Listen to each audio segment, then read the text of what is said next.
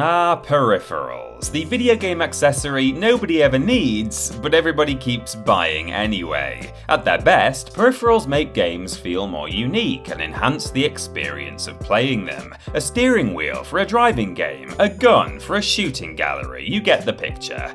At their worst, however, well, be patient, we will get to the worst. For the purposes of this list, we're defining peripheral as any external device released for use with a video game console, whether officially licensed or spat out by money-hungry third parties. Yes, we're going there. Also, we usually like to keep things varied round these parts, but there really was no way this list wouldn't be dominated by Nintendo, so sorry about that. Here we go, I'm Peter from TripleJump, and here are the 10 strangest video game peripherals.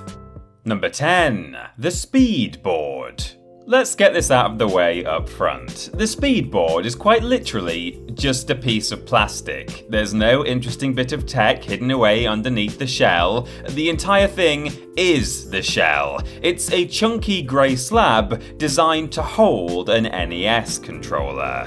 Clipping an NES controller into the contraption meant you could press the buttons quicker, allegedly, as you would no longer have to hold the thing. You might be thinking this device must have been produced by some cheap third-party company just trying to make a quick buck, and you'd be right, except for the fact that Nintendo then officially licensed the SPEEDBOARD after the fact, giving the peripheral an air of legitimacy that, I assure you, it did not deserve. It was even officially endorsed by NASCAR driver Kyle Petty, for some reason. Its main problem, other than, again, just being a piece of plastic, was that whatever negligible increase in speed it could have provided was cancelled out by the fact that it made the NES controller considerably more difficult to use. Great.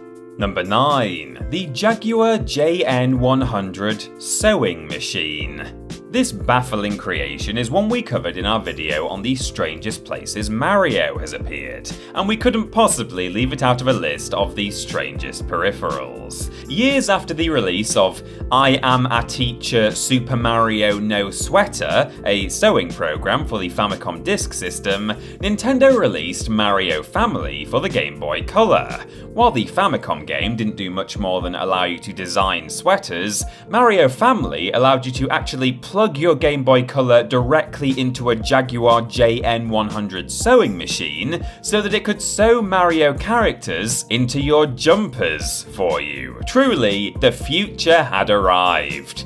English language details are sketchy on this, but the fact that the JAGUAR JN100, which is one of my top 10 game-related sewing machines of all time as it happens, worked in tandem with a Mario game, suggests this is also an officially licensed Nintendo peripheral. I would have loved to see how that meeting went down at Nintendo HQ, especially since whoever pitched it was probably doing so as a joke. The poor guy then had to spend the next few months of his life heading up Nintendo's sewing division, while his colleagues got to work on Super Smash Bros. Number 8. Wii Cooking Mama Kit. Here she is, folks. You knew you'd see her somewhere on this list, and I promise you, you will see her again soon enough. We can't blame Cooking Mama herself too much for this one though, as it's a third-party peripheral designed to cash in on the brand. The Wii Cooking Mama Kit, or whatever it's called, we've seen it listed under a few different names, is a set of Wiimote holders designed to look like kitchen utensils. It was intended to make the game more immersive. At least, I assume it was, although maybe it was made so that children could swing knives around without getting into trouble. It's impossible to know, to be honest. Whatever the intention though, the Wii Cooking Mama Kit is not something that is likely to enhance your gameplay experience. It does increase the likelihood of eye injury by something like 800% though, so technically, we can't call it useless. Number 7. The Boosterboy. The original Game Boy reigned supreme against the likes of the Game Gear and the Lynx for a few reasons. Firstly, it had great games, with the full support of Nintendo's strong IP library. And secondly, though it was technically inferior to its competitors, the convenience and simplicity of the Game Boy made it more appealing. It weighed less, was smaller, and was more easily portable overall.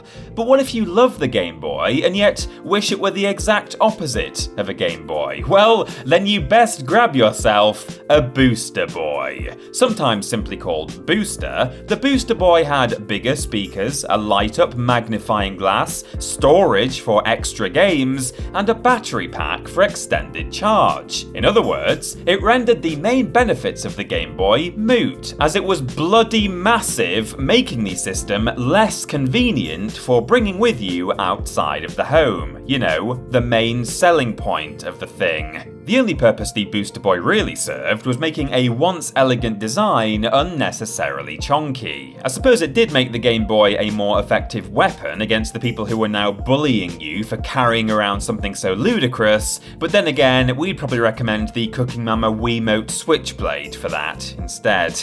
Number 6. The LASERSCOPE. Those who enjoy either VR headsets or motion-controlled games will be very familiar with the uncomfortable feeling you get when using them. The knowledge that at any moment, someone could slip into the room just as you start flailing your arms around like Octodad in a nightclub. If this is indeed one of your primary gaming anxieties, I'd recommend avoiding Konami's LASERSCOPE. Built for laser invasion, the LASERSCOPE can actually be used on any game that supports the NES Zapper light gun.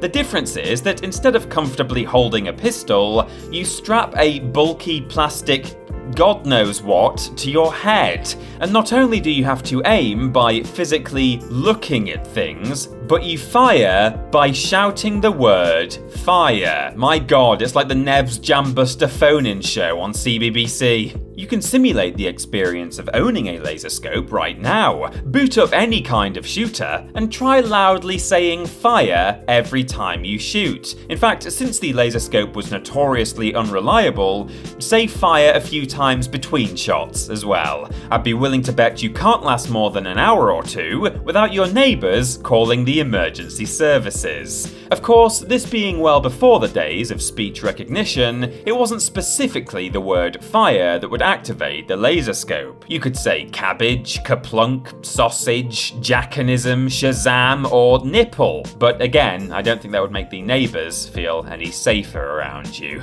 Number 5. Pocket Sonar. Are you a fan of fishing? Are you a fan of the Game Boy? Are you a fan of fishing and the Game Boy? Well, if so, meet your dream peripheral.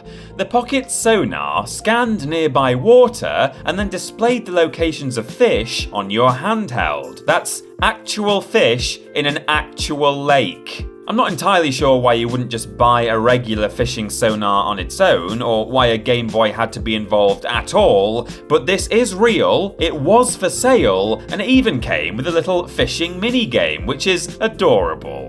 Interestingly, the Pocket Sonar wasn't made by some third-party fishing-related company though. It was created by Bandai. There isn't any mention of fish on their Wikipedia page, and a Google search will only send you to this weird fish-based Power Rangers thing, so what Bandai's connection with fishing actually is, I'll probably never know. It wasn't even Bandai's only sonar fishing peripheral for a handheld device. They made the Handy Sonar for the Wonder Swan as well. It's one of those things that gets stranger the more you think about it, which is why it's a good thing I'm done thinking about it. Number 4. Babysitting Mama Interactive Baby. You are not ready for the Babysitting Mama launch trailer. You think you are, but I can assure you that that is not the case. If the idea of a baby being your controller isn't strange enough already, this uncanny, creepily soundtracked horror show of a trailer will tell you all you need to know about why it makes this list. Whether due to the way the game instructs you to insert the Wiimote under the baby's skin, or how often it reminds you not to shake the baby, which of course only puts the idea of shaking it more firmly into your head, you've got one of the strangest peripherals ever made. The baby itself isn't even necessary. Pretty much any stuffed toy could do the same job, and there's no reason you can't just slowly rock your Wiimote to sleep without a dead-eyed child staring back at you. Just look at it for a moment. Look upon it and despair. and then ask yourself if it's compatible with Death Stranding, because that's the only way this could get any weirder. Number 3. The PLAYON Game Boat. The appeal and central marketing focus of the Xbox Kinect was that there wasn't any need for a controller. Look at me, Mom, I'm the controller now. This means, of course, that it was beyond pointless to make any peripherals for the Kinect. Even so, someone decided they should create the most useless one any human being could possibly conceive.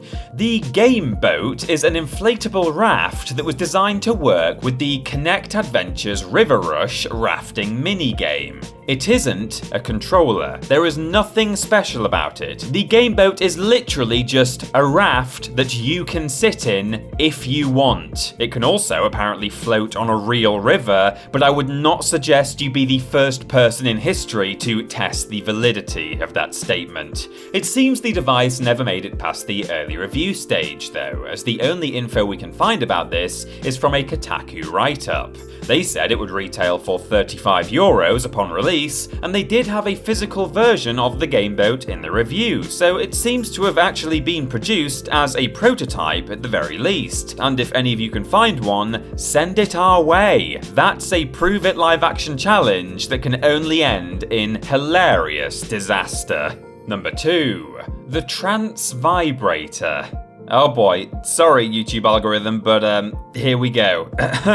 The TRANCE Vibrator wasn't originally designed as a bedroom aid, but that didn't stop people from using it as one. The peripheral's sole purpose was to enhance the experience of the PS2 rhythm game, Res. It would vibrate in time to the beat, so that as well as seeing and hearing the experience, you could feel it too. A treat for the senses, I'm sure you'll all agree. But then the internet got involved. Stemming back to an article from 2002, the TRANCE Vibrator was first publicly considered for this, shall we say, stimulating alternate use by an intrepid blogger. The write-up itself is one of the few non-male insights into the topic of women's sexuality in gaming at the time. Remember, this was the early 2000s, a time when, more than ever, female video game armor had questionable effectiveness, and Lara Croft graced the cover of Loaded magazine. Game creator Tetsuya Mizuguchi said in an interview that he understood the peripheral's newfound appeal, but claimed it was never intended to be used in such an intimate way. Sure, buddy, it's a device that was solely designed to vibrate, but the idea it might be used as a vibrator definitely never crossed anybody's minds. And number 1, the Pedisedate. Let me assure you right off the bat that the Pedisedate, if that's how you say it, never ended up being sold commercially. It was patented, prototyped, and an instructional video was created, but it was designed for hospital use only. You're seeing footage from the instructional video now, and like the Babysitting Mama trailer, the second half is highly recommended viewing. Admittedly, the first half is genuinely quite horrible. It's just children crying in hospital beds, and we're not going to show that here. But now to business. The Pedisedate is a way to sedate children before they go into surgery. They wear it while playing a Gameboy so the child can enjoy themselves while the device pumps nitrous oxide up their noses. Wow, why did nobody think of this sooner? It's perfect! The video shows a doctor giving the device to a young boy as he plays something on the handheld, possibly Dr. Mario or something equally fitting. The child then drifts off and eventually comes round again, curiously waving his hand in front of his face. The doctor then nods assuringly, satisfied that a video game console has successfully rendered a human being unconscious. The Pedisedate comes in a number of different colours, which is nice, but I'm not really sure why they bothered. It's not as though the player is going to be conscious long enough to truly appreciate the variety. Sleep well.